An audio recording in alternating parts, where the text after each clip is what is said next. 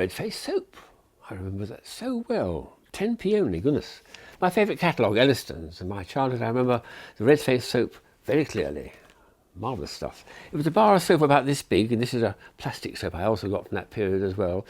But the red-faced soap was a proper soap, but in the back was a little cavity with some sort of red dye or crystals and a little paper cover over it, a sticker. When you washed yourself, you got the red lather and it came over your face, and as if you're bleeding or something. Extraordinary idea. I do remember that. That was the first time I bought something like soap, which was a practical joke or trick or something else, a novelty, other than just ordinary everyday soap. Of course, I do use everyday soap, usually a bar like that. But I brought along here to show you some very unusual soaps that I've had in my collection, which I have to admit, most of these I've never actually used, but I just enjoy collecting them and showing them to people. For instance, this one here is soap on a roll. Very clever idea, this. It's quite a nice bit of technology, fairly recent too. You just break a bit off. That is actually soap. Look how thin it is. Astonishing. Yet when you put it in water with your hands and rub it, it lathers up nicely, and then you can wash with it. And if you want another piece, you just take another bit out. Very simple to use, very hygienic, very practical. Soap on a roll. I came across this extraordinary American idea about 3 years ago, I think it was. It's money soap. The idea is you buy this bar, and you notice inside, if you look carefully, there's actually a banknote. Wow, what is it? Well, the blurb on the outside, it says it's a $1 bill, or 5, 10, 20, or even a $50 bill. That'd be something. But you don't know until you've got there. Good thing too, because it costs $12.99 to buy, $12.99. If it's a $1 or $5 or $10 bill, you've hardly even broke even. But if it's a 20 or 50, wow, it's like a lottery ticket with the soap as well. You could cheat by cutting open, but I'd much rather actually using it and build up the pleasure of anticipation for money soap. How much have you won? Nice comment. There's many soaps shaped like this one here, like a golf ball, and there's many, many other shapes too for people with particular interest. This is obviously for a golfer. It was originally nicely fixed together with a proper wrapping, and a little tee with it as well, a little golf tee, I remember. But you can use this as ordinary soap. After the first wash, you probably lose all the dimples. It doesn't matter. It's just a little joke item to give someone who loves golf, but obviously has to wash. There's many other shapes as well.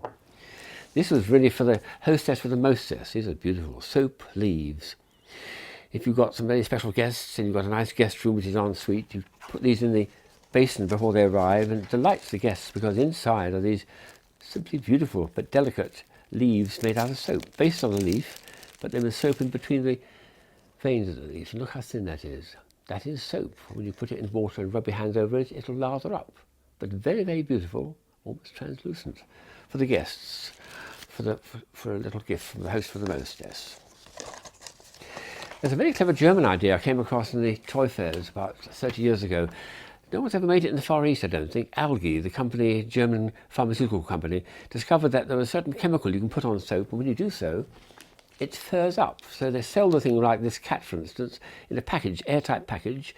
When you take it out of the package, after about 4 or 5 hours, it starts growing a fur, and after 2 days, that's what it looks like. Astonishing. When you then use it, of course, it loses the fur after the first attempt. But here's an example, for instance, of a little chicken I've done, which I started taking out. It's starting to fur up nicely. It's a bit raggedy to start with, but if you leave it and don't keep touching it, the fur will grow out very, very beautifully and evenly like this. In the case of the cat, though, which is my favourite one, when you've started using it and towards the end of its use, after about 4 or 5 days, you'll find in the centre of it, hidden, is a little plastic mouse. It's eaten it, I guess. A nice one, that.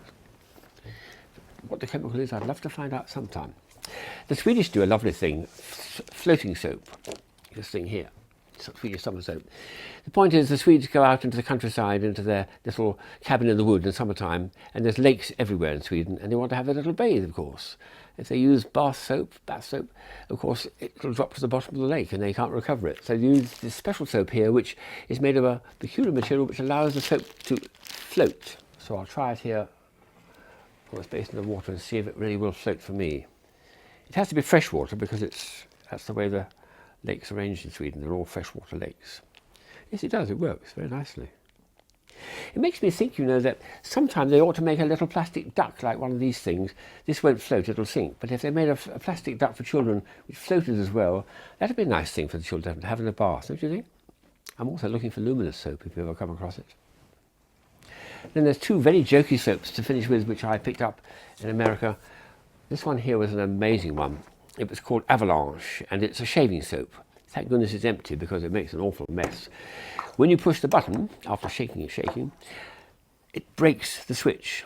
So the point is, out comes the foam for shaving yourself with and goes on coming out, and you can't stop it. It goes on coming out until the entire can's contents are emptied and the basin is full of foam. What an extraordinary thing to do. Quite frightening, actually, if you're not expecting it. That would really alarm the guests. Fortunately, that one's empty. Then from another company, I came across these extraordinary ones, which are, again, shaving soaps. The switches here behave themselves. They will turn themselves off, but this one with a bright red dye to it. And this one, which I thought I might just try out because I haven't done it for a long time, is a blue dye. So if I'm about to shave, I have to put some in my hand. There we are. Nice colour, this. And I've got a over my face. I'm ready to have a shave now.